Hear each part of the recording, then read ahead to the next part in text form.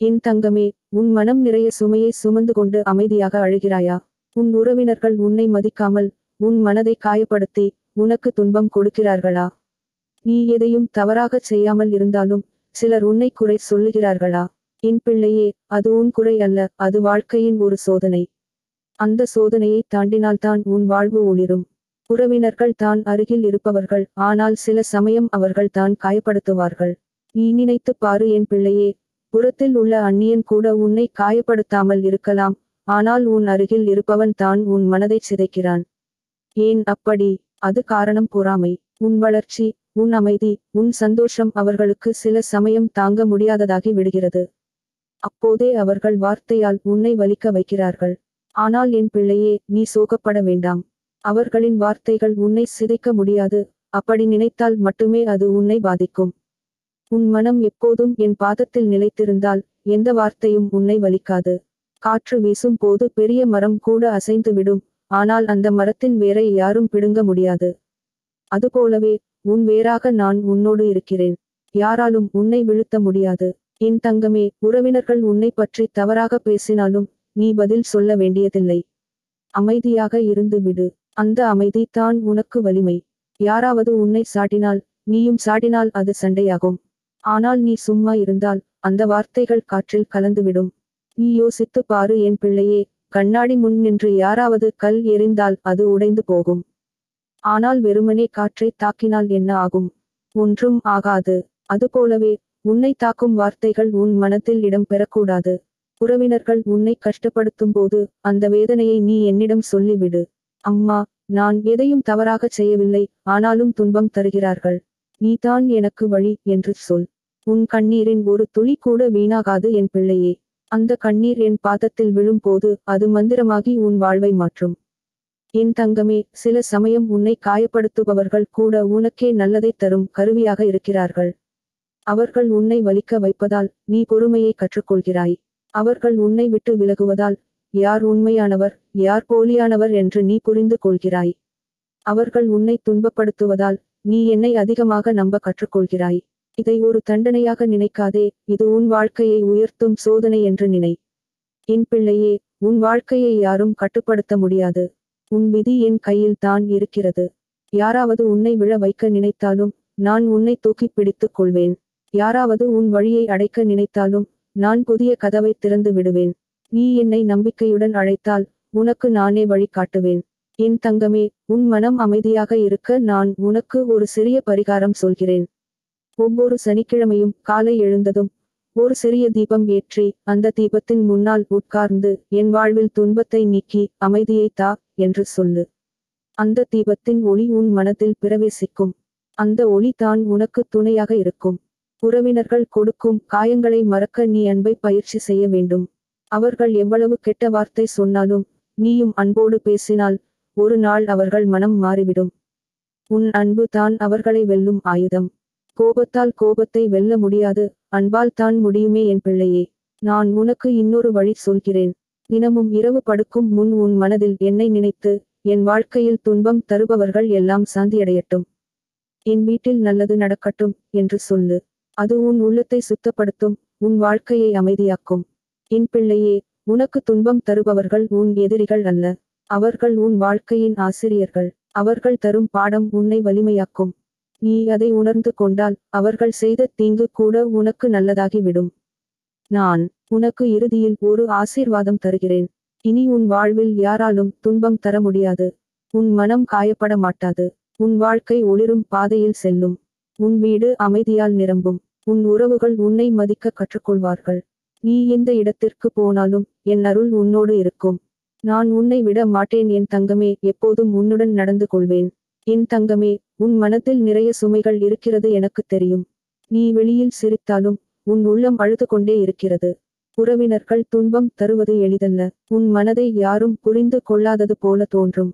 உன்னோடு இருக்கும் போது இனிமையாக பேசினாலும் உன் பின்னால் கெட்ட வார்த்தை பேசுவதை நீ கேட்கும் போது உன் உள்ளம் சிதறிவிடும். ஏன் இப்படி செய்கிறார்கள் என்று நீ கேட்கும் பதில் எளிது என் பிள்ளையே. அவர்கள் உன்னிடம் உள்ள ஒளியை பார்க்க முடியவில்லை. உன்னிடம் உள்ள அருளை தாங்க முடியவில்லை. ஆனால் என் தங்கமே, நீ கவலைப்பட வேண்டாம். நீர் ஓடும் போது கல்லை அடித்தாலும் அந்த நீர் நின்று விடுமா? அது வழியை தேடிக்கொண்டு ஓடிக்கொண்டே போகும். அதுபோலவே யாராவது உனக்கு தடையாக நின்றாலும் நான் உனக்கு புதிய வழி திறந்து விடுவேன். நீ நிற்க மாட்டாய், நீ தொடர்வாய்.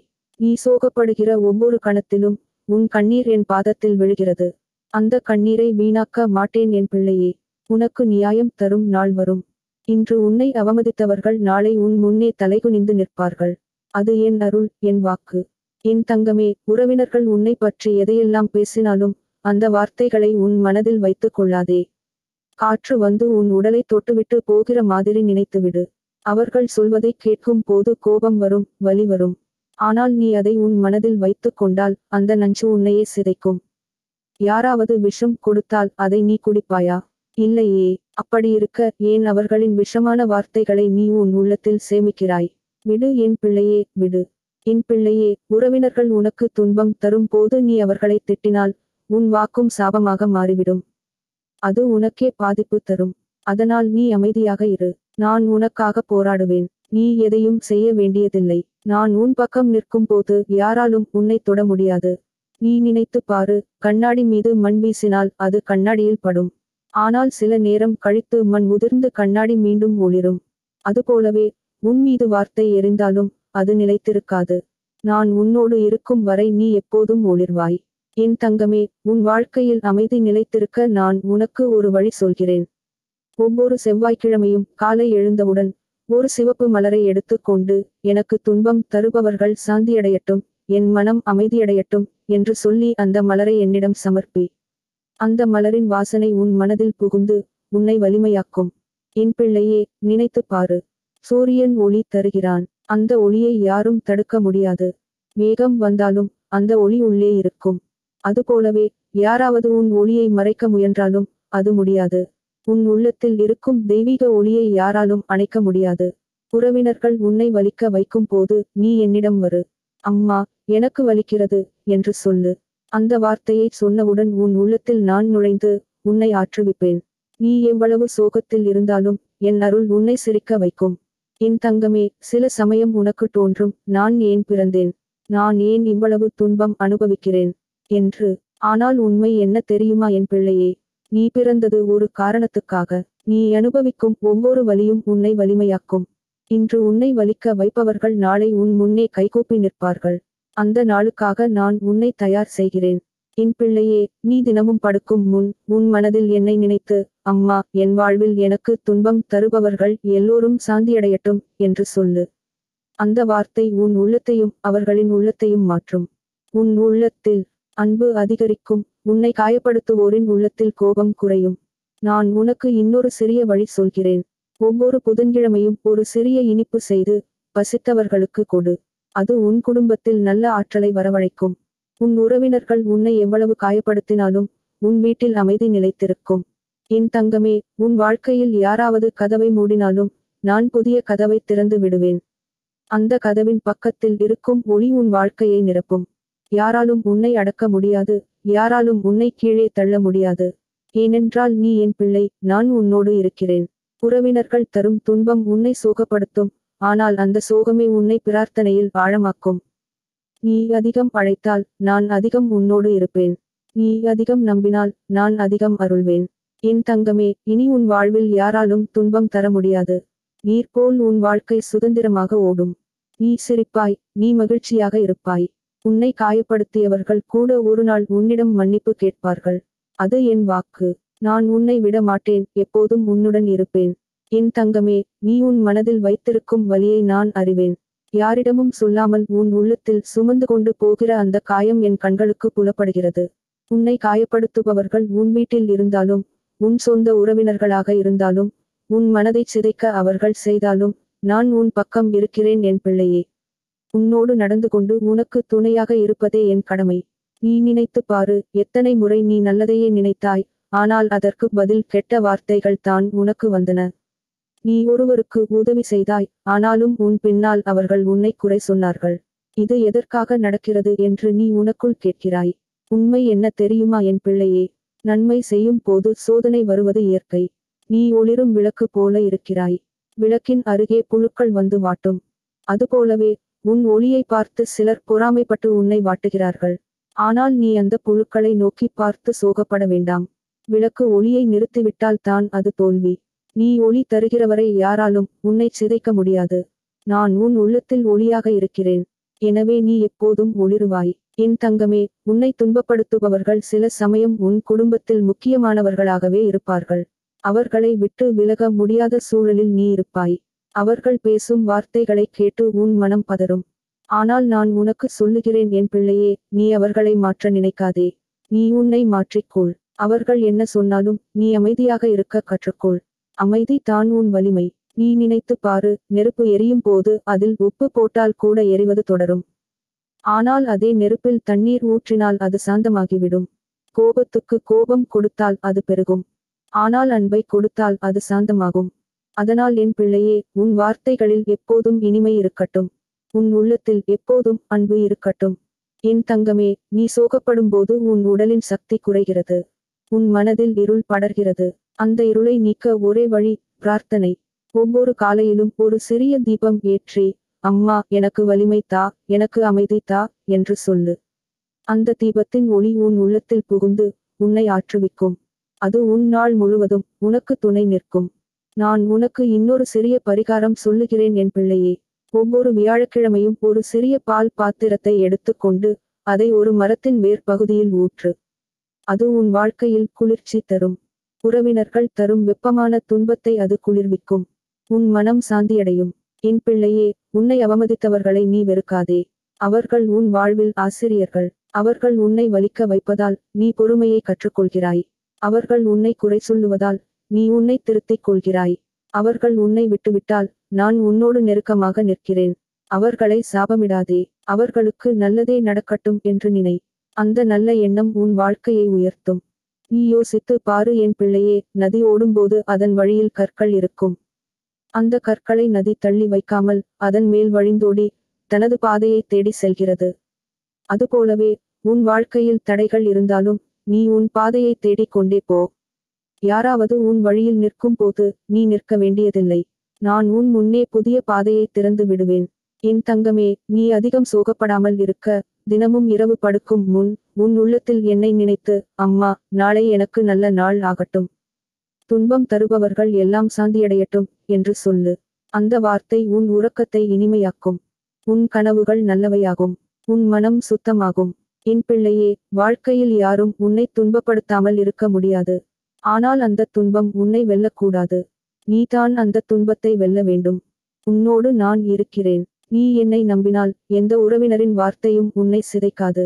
அவர்கள் எவ்வளவு சண்டை செய்தாலும் உன் மனம் சிதறாது. உன் வீடு அமைதியால் நிரம்பும். என் தங்கமே, நீ நியாயம் தரும் நாள் வரும் என்று நினைத்து காத்திரு. இன்று உன்னை சோதிப்பவர்கள் நாளை உன்னிடம் வந்து கைகூப்புவார்கள். இன்று உன்னை அவமதித்தவர்கள் நாளை உன் புகழை பாடுவார்கள். இன்று உன்னை வலிக்க வைக்கும் உறவினர்கள் கூட நாளை உன்னை நம்பி வருவார்கள். அதுதான் என் வாக்கு. உனக்கு நானே கேட்கிறேன் என் பிள்ளையே, நீ சோகப்பட வேண்டுமா? வேண்டாம். உன்னோடு நான் இருக்கிறேன். உன் ஒவ்வொரு கண்ணீரும் என் பாதத்தில் விழுகிறது. உனக்கு வலிமை தருவது என் கடமை. நீ நம்பிக்கையுடன் என்னை அழைத்தால் உன் வாழ்வு ஒளிரும். எந்த உறவினராலும் உன் வாழ்வு சிதைக்க முடியாது. என் ஆசீர்வாதம் உன்னோடு இருக்கிறது என் பிள்ளையே.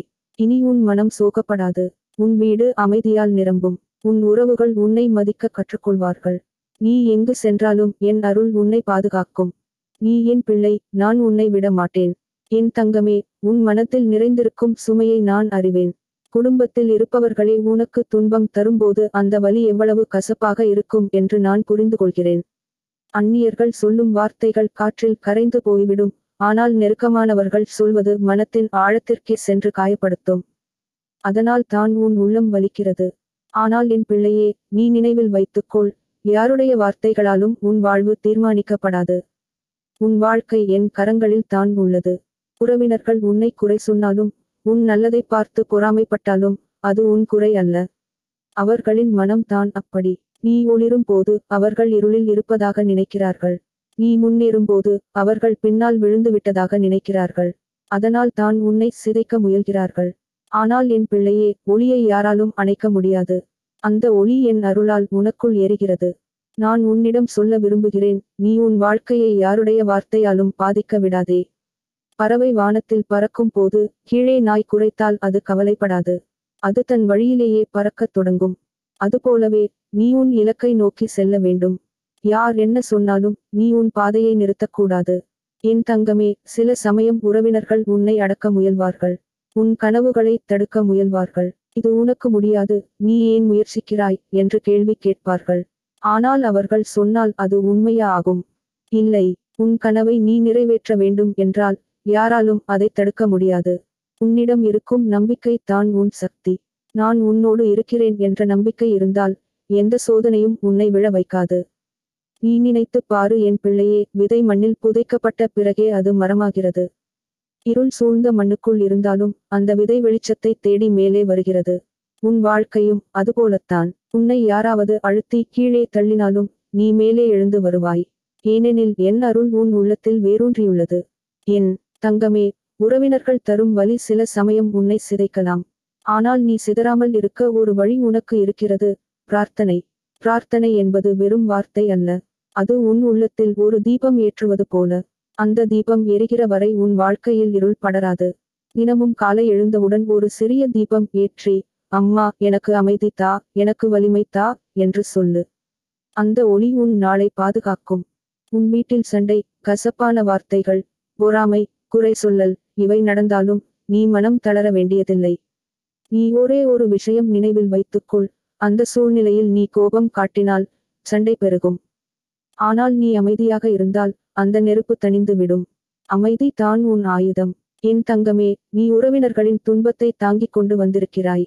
ஆனால் அதனால் உன் மனம் கருப்பாகி விடக்கூடாது. யாராவது உன்னை வலிக்க வைத்தால் நீ அவர்களுக்கே நன்மை வேண்ட வேண்டும்.